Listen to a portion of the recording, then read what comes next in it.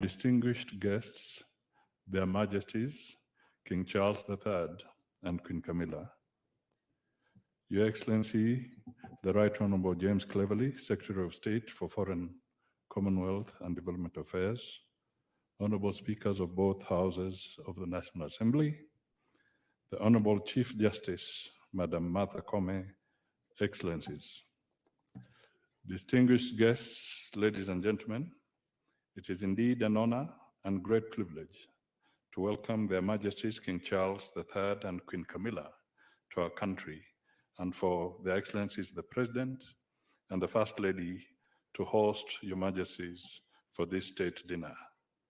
His Majesty the King is no stranger to this country, having previously visited Kenya in 1971, 1978, and in 1987. However, this is the first time that His Majesty is making the first visit to Kenya as King, and His Majesty's first visit as a monarch to a Commonwealth country. Indeed, the choice of Kenya as Your Majesty's first Commonwealth country to visit since Your Majesty's accession to the royal throne is both significant and historic. This visit also comes on the back of His Majesty the King and Her Majesty Queen Camilla hosting over 400 members of the Kenya United Kingdom community at Buckingham Palace last Tuesday. All these dovetail appropriately with the warm, cordial, and historical ties between Kenya and the United Kingdom and Your Majesty's people-centered approach to issues. It is now my pleasure and privilege to welcome our host, His Excellency, President Dr. William Ruto, and President of the Republic of Kenya and Commander-in-Chief of the Kenya Defense Forces. Karibu sana, Your Excellency.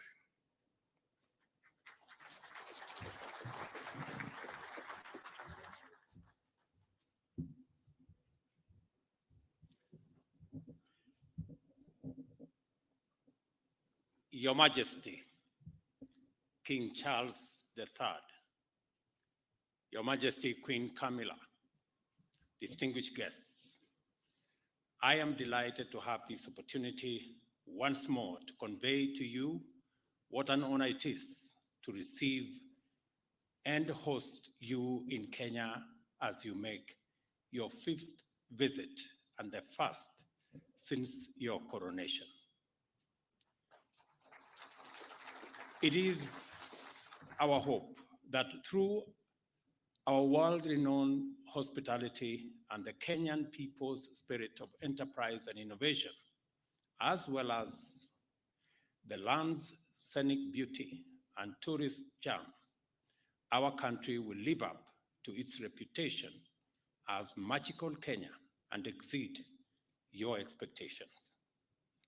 In due course, you will have occasion to tour many areas of great personal significance for you and your family, and many others of equal historic significance and importance for both our countries. You will witness the immense accomplishments made by Kenya and the United Kingdom during 6 decades of strong, dynamic, and fruitful bilateral relations, as well as exemplary events which took place over 7 decades ago. We note with deep admiration your commitment to the conservation of biodiversity and climate action, the youth, and innovation. We know you intend to continue on your visionary path of progressive and futuristic leadership in restoring the vitality of our planet and promoting shared prosperity in the Commonwealth and beyond. A good example is the Mau Forest Complex, a water tower forming the catchment area for the Mara River that supports the world-famous Masai Mara ecosystem and which was admitted to the Queen's Commonwealth Canopy Program in 2020. We also note with appreciation your expression of willingness to acknowledge the painful aspects of our shared history, your exemplary courage and readiness to shed light on uncomfortable truths that reside in the darker regions of our shared experience are also very commendable. This is a highly encouraging first step under your leadership to deliver progress beyond tentative and equivocal half measures of past years. We are therefore confident that under your visionary leadership, the Kenya-United Kingdom relations will continue to prosper for the benefit of our two countries and peoples. We also note your commitment to the Commonwealth and the will to sustain the transformational momentum to make it an exemplary community of nations distinguished by unity of purpose, inclusive progress, and shared prosperity. Your visit, therefore, provides us with an opportunity to close ranks within the Commonwealth family in order to provide an inspiring beacon of hope in the possibility of transformative collective action on an ambitious and global scale. Our confidence is borne further out by the fact that you are a veteran visionary who desired long ago that global development should take into account environmental sustainability, and as early as in 1970, spoke about the menace of pollution and climate change with an urgency and intensity now associated with climate action activists and the Secretary General of the United Nations. Your Majesty, although it has been indicated that Kenya and the United Kingdom are celebrating 60 years of diplomatic relations, this by no means implies that our peoples were total strangers before that. Neither does it mean that we live in denial of our history. We cannot live as prisoners of the past. Neither can we go far into the future if we turn our backs on history and historical actions and omissions whose legacies encumber our present. As a matter of fact, formal British presence in Kenya was proclaimed in 1897 by an order in council, which inaugurated European settlement and the displacement, dispossession, and disenfranchisement of native Africans, paving the way for a brutal colonialism. And if colonialism was brutal and atrocious to African people, colonial reaction to African struggles for sovereignty and self-rule was monstrous in its cruelty. It culminated in the emergency, which intensified the worst excesses of colonial impunity and the indiscriminate victimization of Africans. I took you through earlier today the whole of fame and the whole of shame. While there has been efforts to atone for the death, injury, and suffering inflicted on Kenyan Africans by colonial government, much remains to be done in order to achieve full reparations.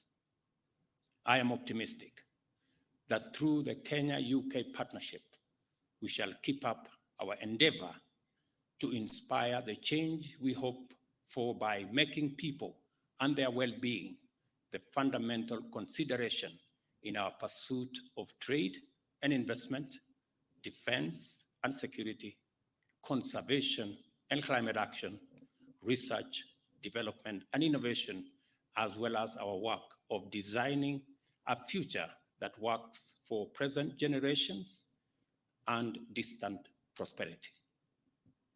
I trust that this visit focused on community, sustainability, and innovation, as pillars of progress will inspire Your Majesty to forge ahead with a strong vision for stronger Kenya-United Kingdom partnership and of the Commonwealth as a beacon of hope for humanity in a sustainable, prosperous future for all in a green and clean planet.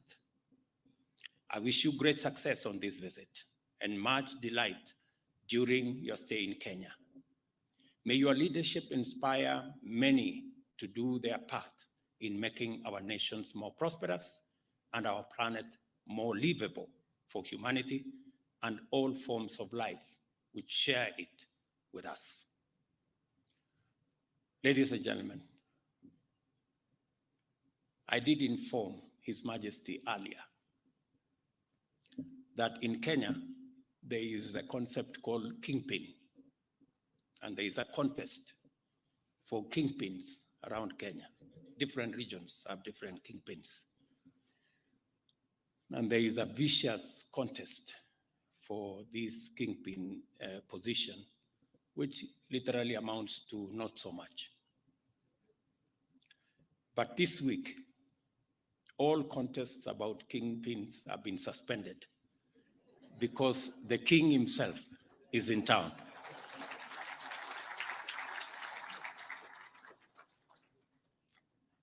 Let us drink to the long life and good health of His Majesty King Charles III and Her Majesty Queen Camilla, and to the enduring bonds of friendship and partnership for the shared prosperity of the people of our two great nations.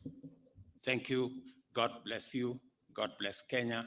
God bless the United Kingdom. Asanteni sana.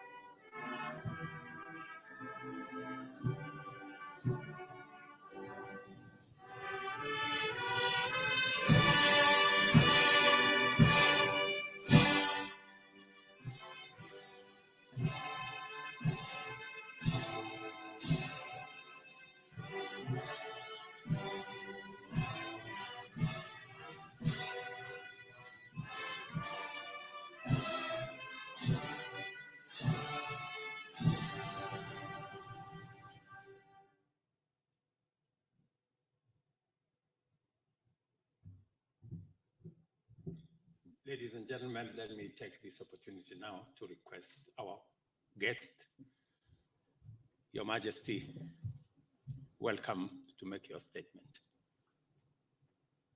And we can take our seats. Thank you.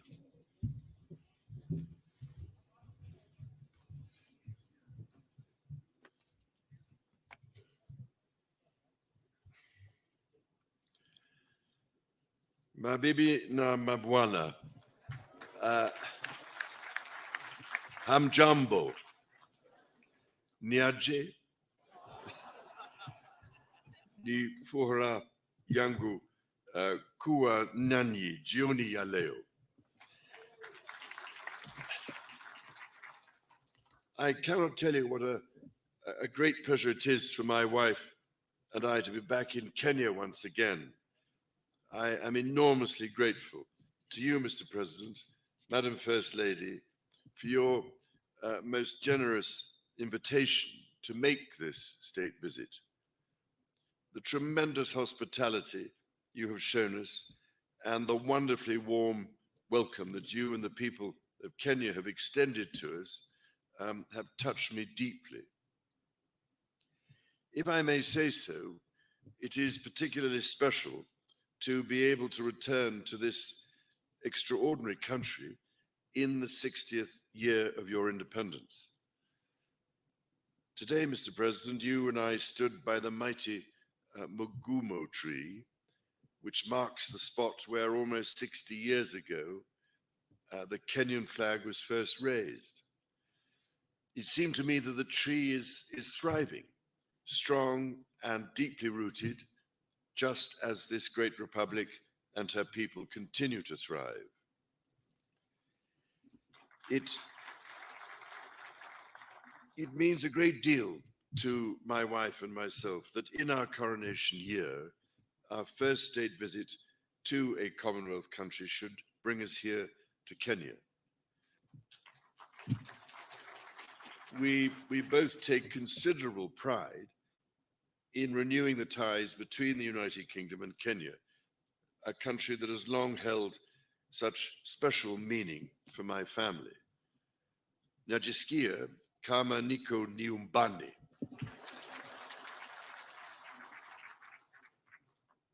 Now, it is well known, I think, that my dear mother, the late Queen, had a particular affection for Kenya and the Kenyan people.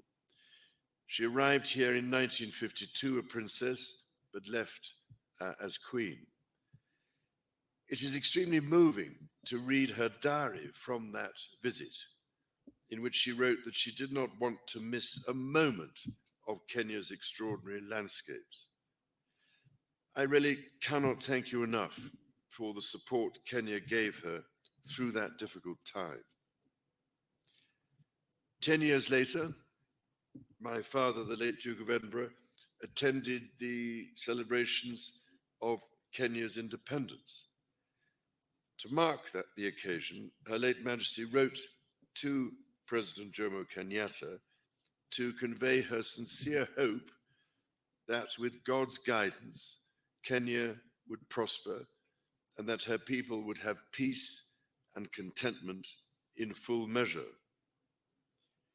Nearly 50 years later, it was here in sight of Mount Kenya that my son, the Prince of Wales, proposed to his wife, now my beloved daughter-in-law. For my part, I recall as if it were yesterday my first visit to Kenya in 1971 with my sister, the Princess Royal. I was, it is fair to say, somewhat younger then, and I can well remember the meeting I had with President Jomo Kenyatta, a towering statesman who inspired such great admiration, affection, and respect. On subsequent visits here, I was most fortunate to be able to spend some time with Kenyan conservationists, from whose profound knowledge of their environment I learned so much. Among them was the late great environmentalist and Nobel Prize winner, Wangari Maathai, someone whom I greatly admired and loved. And I'm very much looking forward to spending a little time with her daughter this week and to planting a tree in her mother's memory.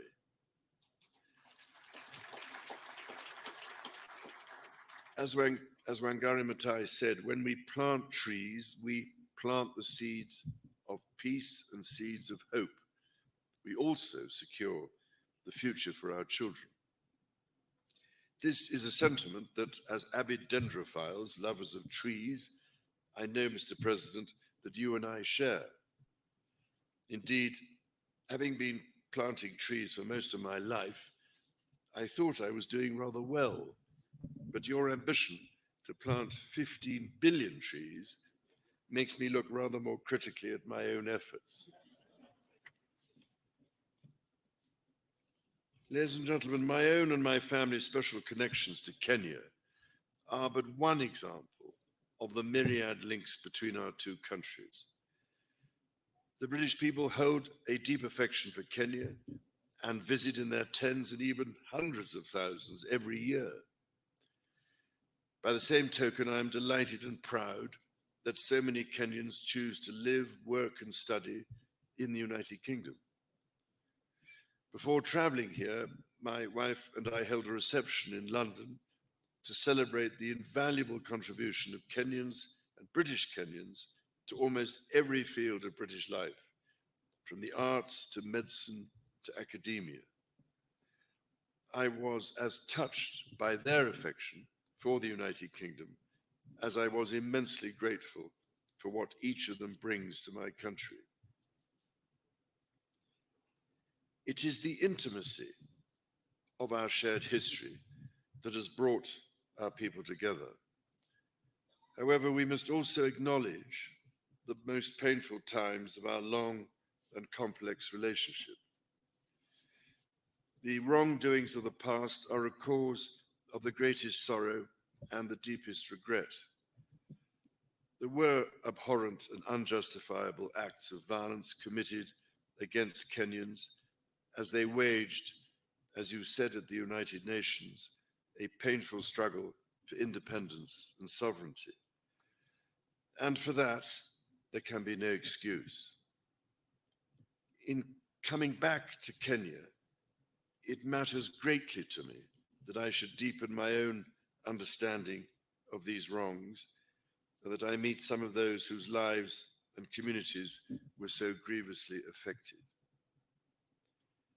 None of this can change the past, but by addressing our history with honesty and openness, we can perhaps demonstrate the strength of our friendship today.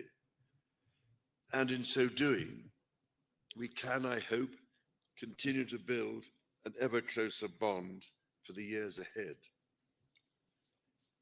As Jomo Kenyatta said, our children may learn about the heroes of the past. Our task is to make ourselves the architects of the future. Mr. President, in returning to Kenya, I have been struck by the many ways in which our country's relationship is now closer than ever. It is a modern partnership of equals facing today's challenges and looking to the many opportunities that together we can seize. Whether by using the King's Cross regeneration as a model for the Nairobi Railway City, or by learning from Kenya how the blue economy can really work for local communities. All of you here this evening and across our countries deserve our gratitude for your ceaseless work to realize our joint ambitions. Our people's security is a paramount concern. It is fitting then that Kenya's first Marine Commando Unit was established earlier this year, trained by British Royal Marines.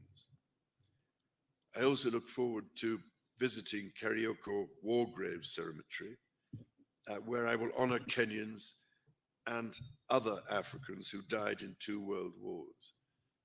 We must ensure all are granted the remembrance befitting their service. Kenya's efforts to address the existential challenges of climate change and biodiversity loss are remarkable.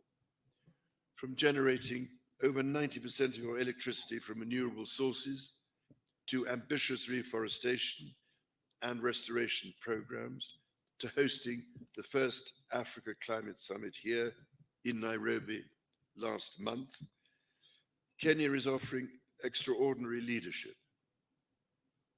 The Nairobi Declaration brings together different peoples whose cooperation will be essential to solve some of the serious environmental and ecological challenges, not only facing us in the future, but facing us here and now.